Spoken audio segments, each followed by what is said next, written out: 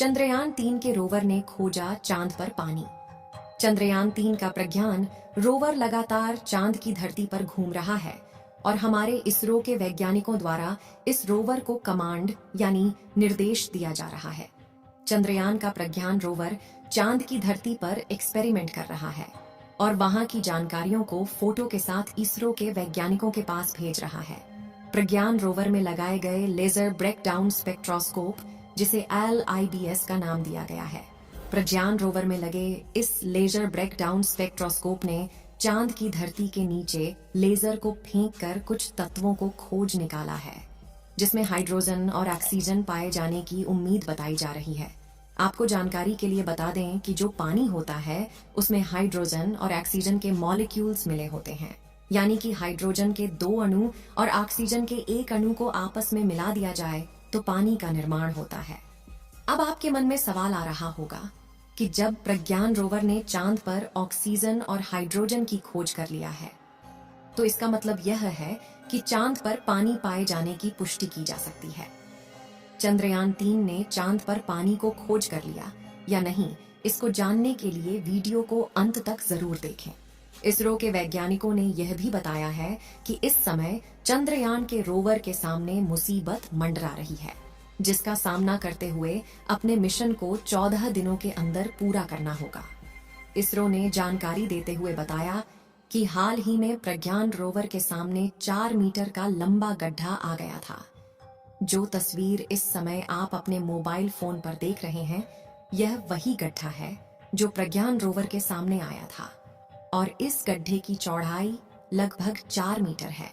इस गड्ढे की तस्वीर को विक्रम लैंडर में लगे हाई रेजोल्यूशन कैमरा द्वारा लिया गया है। फिर भी प्रज्ञान रोवर सावधानी दिखाते हुए गड्ढे के बगल के रास्ते को चुना और इस समय चांद की धरती के लगातार रहस्यमयी खुलासे कर रहा है। चंद्रयान 3 के प्रज्ञान रोवर ने चांद पर किन किन तत्वों को खोजा है, उसको बताने से पहले हम आपको कुछ जानकारियां देते हैं।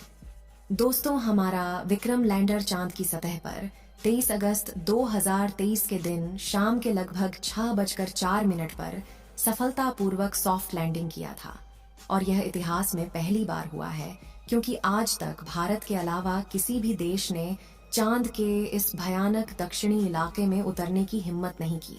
लेकिन फिर भी भारत ने चांद के दक्षिणी ध्रुव पर भारत का झंडा लहराकर इतिहास में अपना नाम दर्ज कर दिया है। चांद के इस इलाके में काफी ज्यादा बड़े बड़े क्रेटर यानी गड्ढे मौजूद है, जिसमें पानी पाए जाने की संभावना है।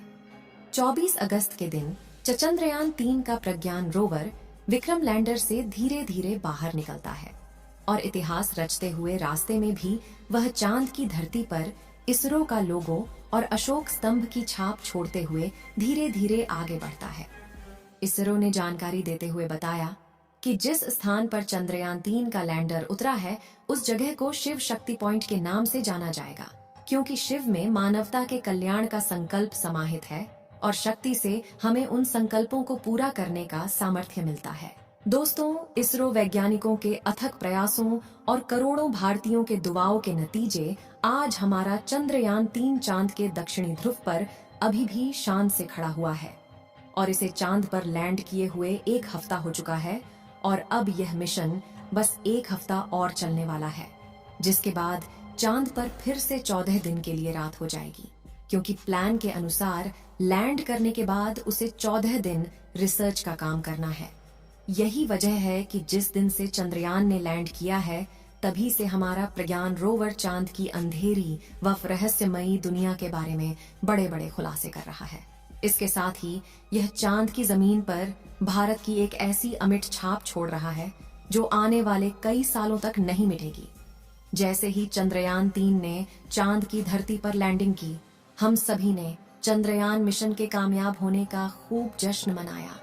लेकिन सही मायनों में देखें तो यह मिशन वहां पूरा नहीं हुआ था, बल्कि लैंडिंग करना तो इस मिशन का सिर्फ एक हिस्सा था, जबकि आगे बहुत काम किया जाना बाकी है।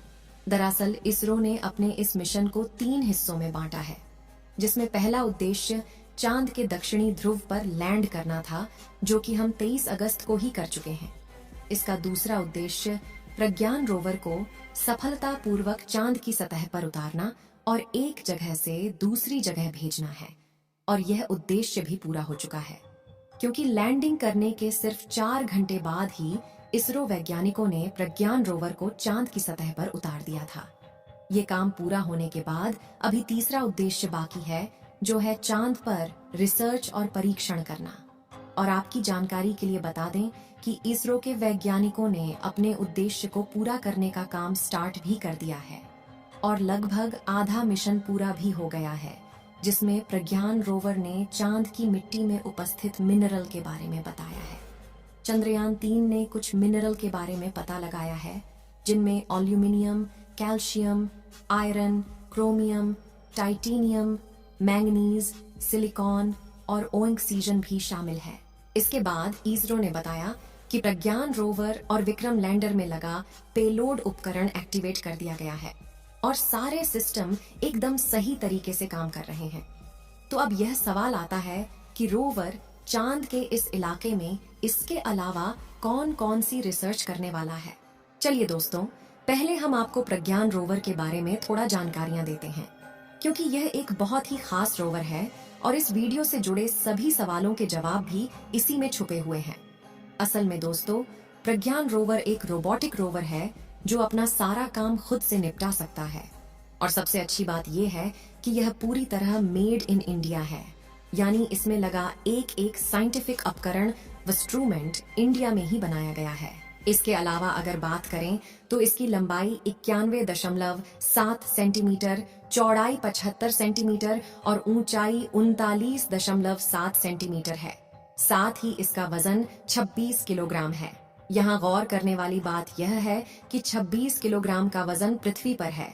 अब क्योंकि चांद की ग्रेविटी पृथ्वी से 6 गुना कम है, तो ऐसे में चांद पर प्रज्ञान रोवर का वजन सिर्फ 4.5 किलो के करीब रह जाता है।